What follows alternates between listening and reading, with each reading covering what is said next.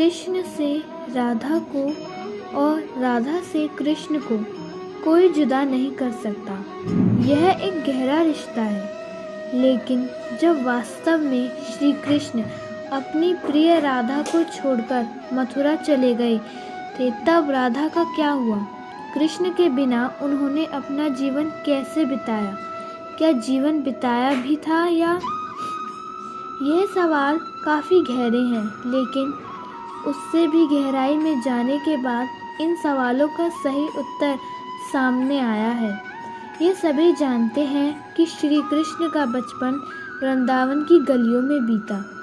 नटखट नंदलाल अपनी लीलाओं से सभी को प्रसन्न करते, कुछ को परेशान भी करते, लेकिन कृष्ण के साथ ही तो वृंदावन में खुशियाँ थीं। बड़े होकर कृष्ण ने अपनी बांसुरी की मधुर ध्वनि से अनेकों गोपियों का दिल जीता, लेकिन सबसे अधिक यदि कोई उनकी बांसुरी से मोहित होता तो वह थी राधा। परंतु राधा से कई अधिक स्वयं कृष्ण राधा के दीवाने थे। क्या आप जानते हैं कि राधा कृष्ण से उम्र में 5 वर्ष बड़ी थी? वे वृंदावन से कुछ दूर रेपेली नामक गांव में रहती थी, लेकिन रोजाना कृष्ण की मधुर बांसुरी की आवाज़ से खिंची चली वृंदावन पहुंच जाती थी। कृष्ण भी राधा से मिलने जाते। जब भी कृष्ण बांसुरी बजाते तो सभी गोपियां उनके आसपास एकत्रित हो जाती। उस मधुर संगीत को सुनते हुए सभी मगन हो जाते और इसी का फ़ायदा पाकर कई बार कृष्ण चुपके से वहाँ से निकल जाते और राधा से मिलने उनके गांव पहुँच जाते। लेकिन धीरे धीरे वह समय निकट आ रहा था जब कृष्ण को वृंदावन को छोड़ मथुरा जाना था। यह तब की बात थी जब कृष्ण के दुष्ट मामा कंस ने उन्हें और उनके भ्राता बलराम को मथुरा आमंत्रित किया। यह बात पूरी वृंदावन नगरी में फैल गई। सभी के भीतर एक डर पैदा हो गया, मानो उनको अपनी कोई चीज़ उनसे दूर जाने वाली हो। वृंदावन में शोक का माहौल उत्पन्न हो गया।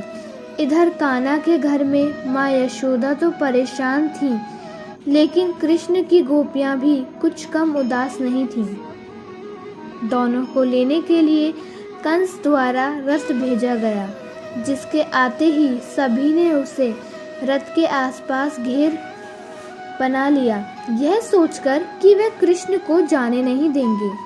उधर कृष्ण को राधा की चिंता सताने लगी। वे सोचने लगे कि जाने से पहले एक बार राधा से मिल लें, इसलिए मौका पाते ही वे छिपकर वहाँ से निकल गए। फिर मिली उन्हें राधा, जिसे देखते ही वे कुछ कह न सके। राधा कृष्ण के इस मिलन की कहानी अद्भुत है। दोनों ना तो कुछ बोल रहे थे, ना कुछ महसूस कर रहे थे, बस चुप थे। राधा कृष्ण को न केवल जानती थी, मन और मस्तिष्क से समझती भी थी। कृष्ण के मन में क्या चल रहा है वह पहले से ही भांप लेती, इसलिए शायद दोनों को उस समय कुछ भी बोलने की आवश्यकता नहीं पड़ी। अतः कृष्ण राधा को अलविदा कह वहाँ से लौट आए और आकर गोपियों को भी वृंदावन से उन्हें जाने की अनुमति देने के लिए मना लिया। आखिरकार वृंदावन कृष्ण के बिना सूना सूना हो गया।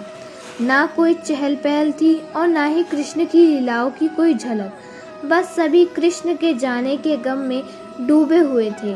परंतु दूसरी ओर राधा को इस बात से कोई फर्क नहीं पड़ रहा था। लेकिन क्यों? क्योंकि उनकी दृष्टि में कृष्ण कभी उनसे अलग हुए ही नहीं थे। शारीरिक रूप से जुदाई मिलना उनके लिए कोई महत्व नहीं रखता था। यदि कुछ महत्वपूर्ण था तो राधा कृष्ण का भावनात्मक रूप से हमेशा जुड़े रहना। कृष्ण के जाने के बाद राधा पूरा दिन उन्हीं के बारे में सोचती रहती और ऐसे ही कई दिन बीत गए।